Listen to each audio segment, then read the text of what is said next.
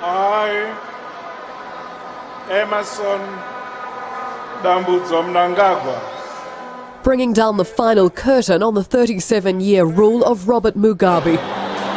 In front of a packed national stadium in Harare, Emmerson Mnangagwa was sworn in as Zimbabwe's new president on Friday. In his inaugural address, the man known as the Crocodile laid out a grand vision to revitalise the country's ravaged economy and push ahead with elections scheduled for next year.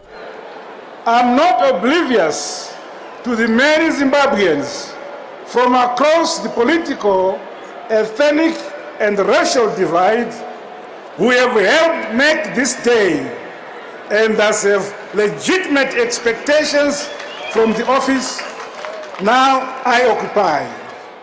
Mnangagwa, who took over from Mugabe after a military intervention, announced Zimbabwe was ready to re-engage with the outside world, but said its land reform process could not be reversed. His speech an olive branch to opponents, apparently aiming to bridge the ethnic and political divides exploited by his predecessor.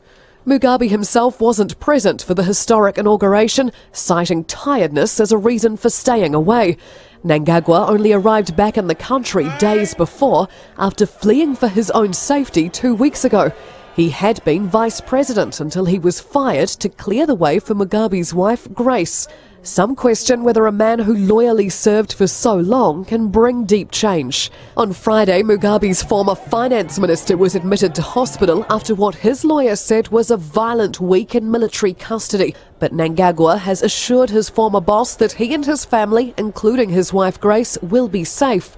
In a resignation deal, Mugabe was granted diplomatic immunity in Zimbabwe, where he says he wants to end his days.